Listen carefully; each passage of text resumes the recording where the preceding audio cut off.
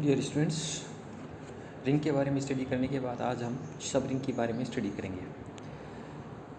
तो मॉड्यूल 2 में first day हम सब रिंग की डेफिनेशन क्या होती है, सब फील्ड क्या होता है, इनको परिभाषित करते हुए और उनके एग्जाम्पल लेकर हम सब रिंग से संबंधित थ्योरम्स डिस्कस करेंगे। तो फर्स्ट ऑफ ऑल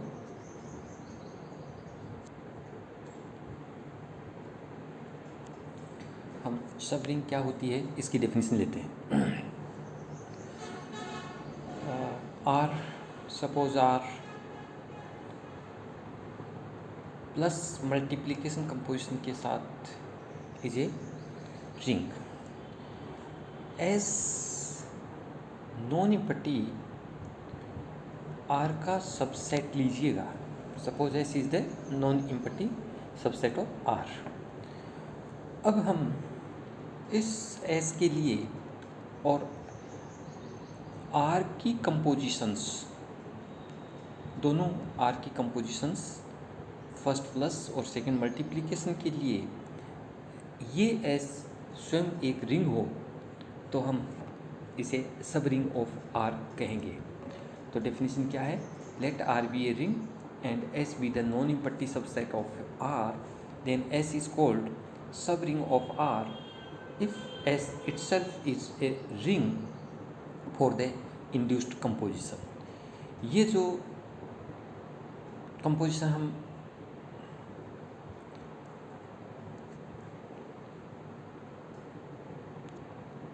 प्लस और मल्टीप्लिकेशन देख रहे हैं, ये इंड्यूस्ड कंपोजिशन कहलाती है, यानी आर वाली ही एस में कंपोजिशन के लिए वो रिंग होना चाहिए, दूसरे प्रकार की के लिए नहीं हो।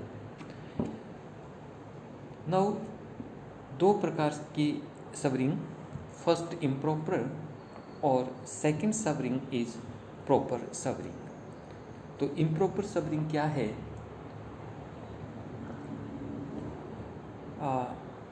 आर स्वयं हम जानते हैं कि R is the subset of R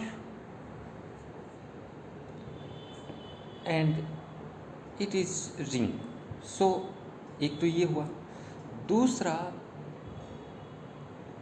zero जो एडिटिव आइडेंटिटी है, this is also subset of R and this zero itself is a ring for induced compositions। तो ये दो प्रकार के रिंग आर स्वयं और जीरो इम्प्रॉपर सब रिंग कहलाते हैं।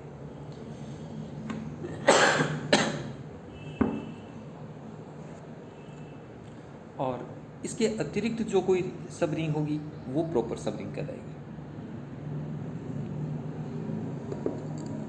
अब हम एग्जाम्पल ऑफ रिंग की बात करें तो एम जेड, यदि एम कोई इंटीजर मान लीजिए 3 है, सपोज एम इज 3, तो 3z, देखिए 3z सेट क्या होगा? 3z के मेंबर्स होंगे -6 -3 0 3 6 9, ये मेंबर्स 3z के होंगे। तो इस तरह की रिंग सब रिंग कहलाएगी रिंग जेड की, क्योंकि ये सब रिंग होने की सभी प्रॉपर्टीज यहाँ पर लागू हो रही हैं। इसी तरह हम कह सकते हैं कि पूर्णांकों के समुच्चय की रिंग परिमेय संख्याओं की रिंग की सब रिंग होती है। नाउ सब फील्ड,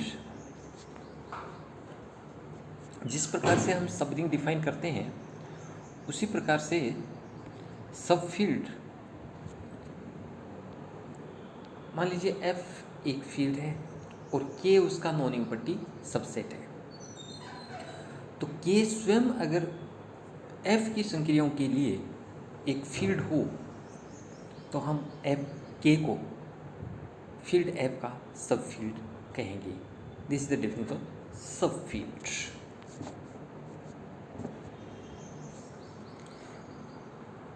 अब हम थ्योरम 1 लेते हैं।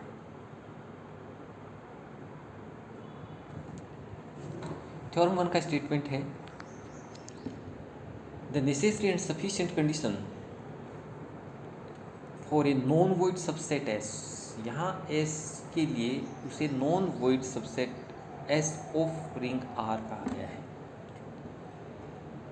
टू बी ए सब ring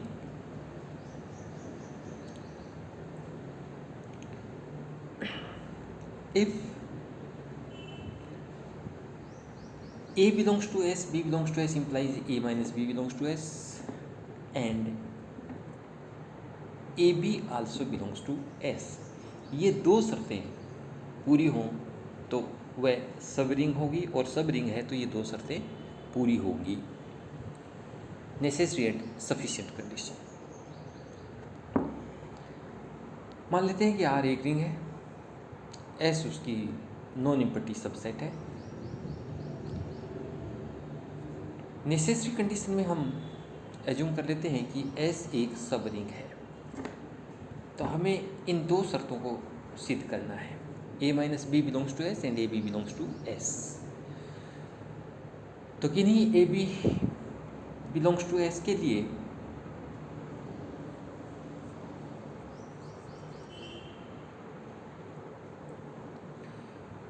minus B also S member of S, ये एडिटिव इन्वर्स के कारण। एडिटिव इन्वर्स इसलिए कि S plus is a commutative group, तो उसका additive inverse minus B S में होगा। Then A plus minus B is the member of S, ये ग्रुप की क्लोजर प्रॉपर्टी है। और माइनस ऑफ बी को हम A माइनस बी से डिनोट करते हैं, तो symbolically A minus B is the member of S। तो ये फर्स्ट पार्ट यहाँ पूरा होता है। सेकेंड भी A बी S में है, तो मल्टीप्लिकेटिव क्लोजर के कारण A बी भी S का मेंबर होगा, तो ये सेकेंड। बिलोंग जब देखते हैं हम द कंडीशन इज सफिशिएंट की बात करें, तो इस केस में हमें दिया हुआ क्या माना जाएगा, a B belongs to S के लिए ए minus B belongs to S के साथ साथ a b also belongs to S. ये दो कंडीशंस यहाँ दी हुई है। इन दो कंडीशंस की सहायता से हम एस को आर का सब रिंग सिद्ध करेंगे। सब रिंग के लिए परिभाषा के अनुसार एस नॉन इम्पट्टी होना चाहिए, नॉन इम्पट्टी दिया हुआ है। आर का सबसेट होना चाहिए, वो दिया हुआ है। अब एस स्वयं आर की संक्रियाओं के लिए एक रिंग होना चाहिए, और रिंग होने के लिए एस प्लस को कम्यूटेटिव ग्रुप होना चाहिए। एस मल्टीप्लिकेशन कंपोजिशन के लिए इसे सेमी ग्रुप होना चाहिए, और यहाँ डिस्ट्रीब्यूटिविटी का पालन होना चाहिए। अगर ये तीन बातें हम यहाँ सिद्ध कर देते हैं तो एस स्वयं इन दो संक्रियाओं के लिए रिंग हो जाएगी, और नॉन इम्पट्टी सबसेट ऑफ आर होने के कारण ये एस आर का सब रिंग होगा। नेक्स्ट इन्हीं को प्रूव किया गया है। फर्स्ट यहाँ हम देख रहे हैं A belongs to a S, and again इस B के स्थान पर भी हम A पुट करते हैं, तो A बिलोंग्स टू S से दी हुई कंडीशन के अनुसार यहाँ A minus A this one, A minus A is the member of S हमें प्राप्त होगा दी हुई कंडीशन से। S is the subset of R,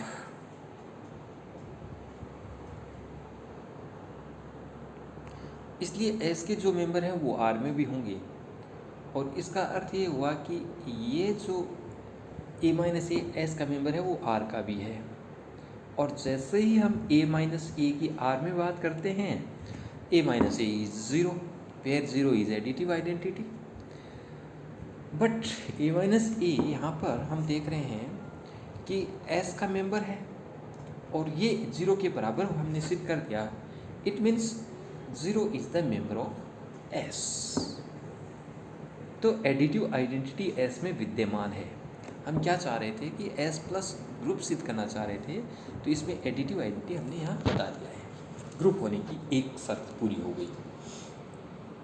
जब हम इसमें एडिटिव आइडेंटिटी विद्यमान हो जाती है तो सेकंड स्थिति में हम जीरो एस में ले सकते हैं, क्योंकि अब इसमें एडिटिव आइडेंटिटी विद्यमान है, हमने सिद्ध कर दिया। और एक अन्य मेंबर इस बी के स्थान पर अब यहाँ ए, और इस ए के स्थान पर हमने अब जीरो लेकर अगर इसी दी हुई शर्त को अप्लाई करते हैं तो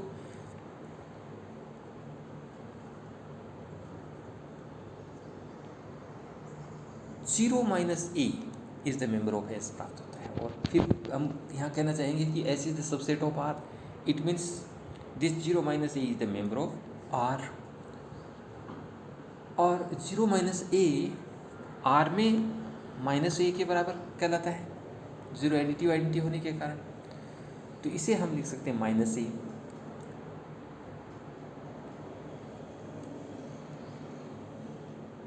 This 0 minus a is minus a, but this 0 minus a is the member of S. It means this minus a is the member of S. तो इस प्रकार से कोई a S का है और माइनस a S में आ जाता है। तात्पर्य ये हुआ कि एडिटिव इन्वर्स विद्यमान है। तो S प्लस के ग्रुप होने की दो शर्तें हमने यहाँ सिद्ध कर दी। एक एडिटिव आइडेंटिटी विद्यमान है इसमें, और दूसरा एडिटिव इन्वर्स विद्यमान है। अब क्लोजर और एसोसिएटिविटी रह गई है प्लस के रेस्पेक्ट में ग्रुप होने के लिए। तो अब हम चूँकि ये देख चुके हैं कि किन्हीं a belongs to S, b belongs to S के लिए minus B belongs to S होगा, क्योंकि यहाँ हम सिद्ध कर चुके हैं कि एडिटिव इन्वर्स होगा। और जैसे ही हम अब इस यहाँ पर इस दी हुई शर्त में बी के स्थान पर माइनस बी पुट करके इसको अप्लाई करते हैं तो माइनस ऑफ माइनस बी हमें प्राप्त होता है। ए माइनस ऑफ बी, ये minus B belongs to S. और again this is the member of R, और minus of b in R is plus b, तो a plus b is the member of S यहाँ पर prove हो जाता है। यानी क्लोजर प्रॉपर्टी, एडिटिव क्लोजर यहाँ विद्यमान है। तो ग्रुप होने की अगली शर्त क्लोजर और एसोसिएटिविटी सबसेट होने के कारण हम कह सकते हैं कि ए बी सी तीन मेंबर एस के हैं, वो मेंबर आर में भी होंगे सबसेट होने के कारण, और आर में एडिटिव एसोसिएटिविटी लागू होती है। इसलिए हम कह सकते हैं कि एस के मेंबर्स भी प्लस संक्रिया के लिए एसोसिएटिविटी का पालन करेंगे, कम्यूटेटिविटी का भी पालन करेंगे।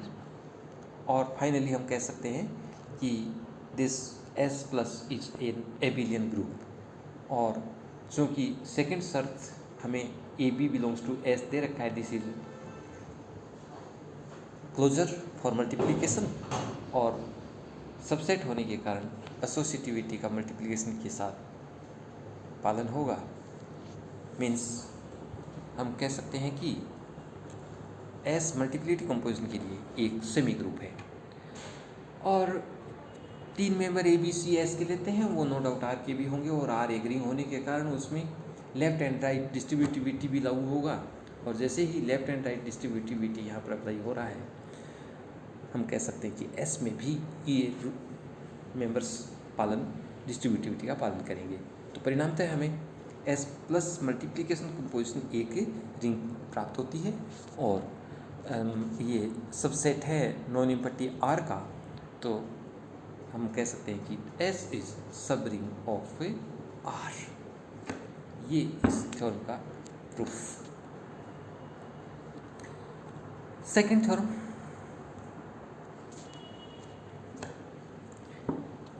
intersection of two subrings is again a subring.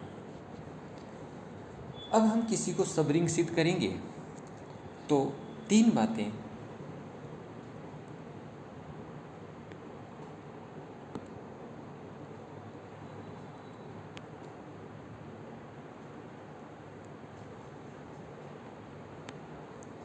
इसके लिए प्रदर्शित करेंगे।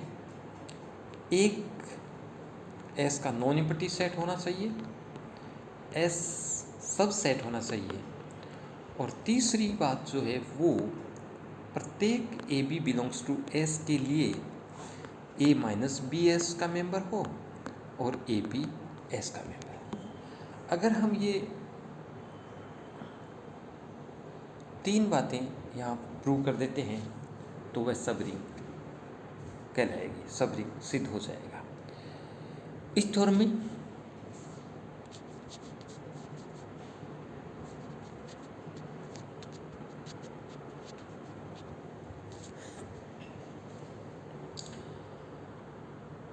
आर एक रिंग,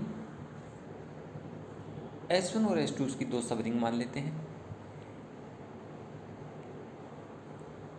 S1 R का सबसेट होगा, S2 R का सबसेट होगा।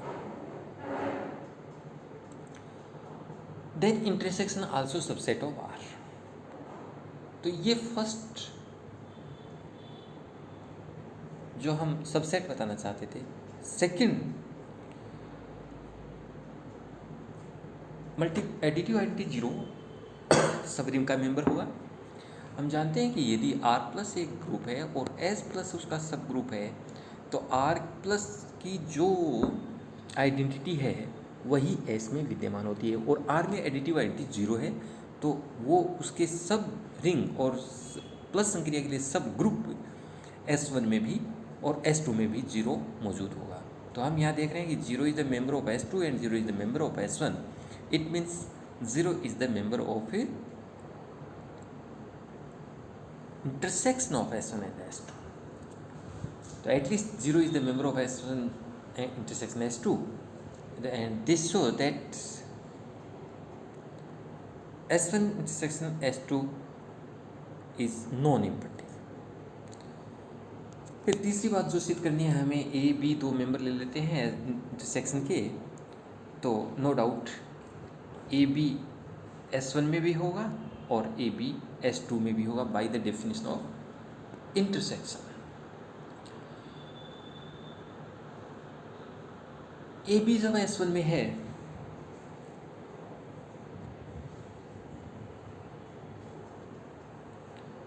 तो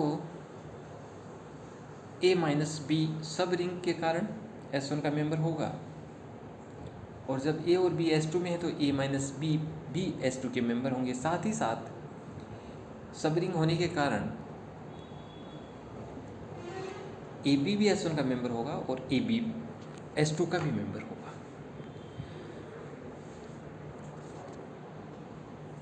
इस परिणाम से a minus B belongs to S1 and a minus B belongs to S2 से हम कह सकते हैं कि a minus B is the member of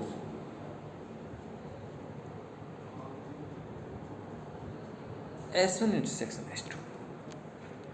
फिर देखिए, AB is the member of S1 and AB is the member of S2, तो हम कह सकते हैं कि AB is the member of intersection of S1 and S2।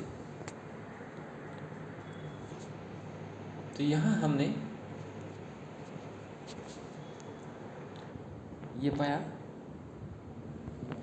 कि AB प्रत्येक जो S1 इंटरसेक्शन S2 के हैं, A minus B is the member of S1 intersection S2 and AB is the member of S1 intersection S2। It means S1 intersection S2 is the subring of ring R.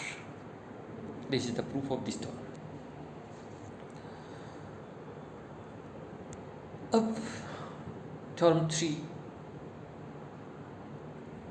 का अध्ययन करते हैं हम, और ये theorem सब field के लिए है। थ्योरम 1 थी सब रिंग के लिए और थ्योरम 3 है सब फील्ड के लिए। The necessary and sufficient condition for a non-void subset S of a field F to be a subfield of F are, ये दो शर्तें, first A belongs to S, B belongs to S के लिए A minus B belongs to S, ये वही शर्त है जो सब रिंग के लिए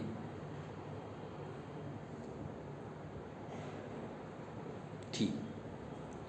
और सेकंड सब रिंग में जो कंडीशन थी वो A B belongs to S थी, बट सब फील्ड होने के लिए ए बी न होकर उसे क्या होना है,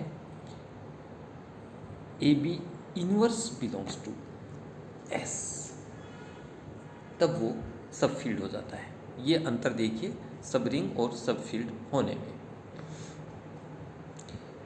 इसका प्रूफ ठीक थ्योरम 1 की तरह लेंगे हम।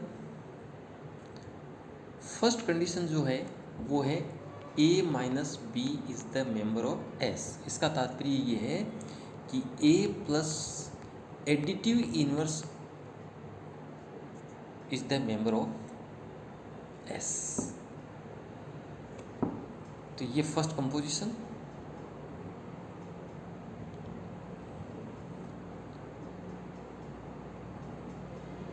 ये शर्त हमने उस थ्योरम में देखा, S plus is a commutative group होने को व्यक्त कर रही है। ओके, दूसरी शर्त यहाँ जो दी हुई है उसे समझिए, तो इसका प्रूफ ठीक उसी तरह आ जाएगा जिस तरह से थ्योरम 1 का है। दूसरी शर्त यहाँ पर देखिएगा, वो है A B inverse belongs to S. का तात्पर्य देखिएगा, ए मल्टीप्लिकेटिव कंपोजिशन और multiplicative inverse of B is the member of S. तो यहाँ इन दो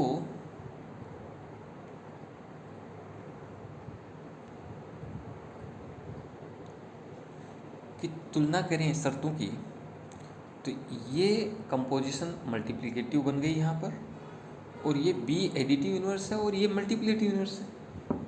तो ठीक उसी प्रकार से जिस प्रकार से हमने फर्स्ट प्लस के लिए S plus is a commutative group सिद्ध किया था, उसी प्रकार से इस A B inverse belongs to S के लिए हम एस मल्टीप्लिकेटिव कंपोजिशन के लिए फॉर नॉन जीरो मेंबर्स के इनवर्स का अस्तित्व दिखाते हुए, यहाँ बी इज़ नॉन ज़ीरो, ध्यान रहे बी इज़ नॉन ज़ीरो, तो नॉन ज़ीरो मेंबर्स के लिए प्रत्येक का इनवर्स दिखाते हुए हम एस मल्टीप्लिकेटिव कंपोजिशन के लिए ग्रुप कम्यूटेटिव ग्रुप सिद्ध कर देंगे, और distributivity S is the subset of field होने के कारण स्वतः होगी। अल्टीमेटली हम कह सकते हैं कि एस प्लस मल्टीप्लिकेटिव कंपोजिशन के लिए एक फील्ड है, and S is the subset of F, it means ये सब फील्ड है।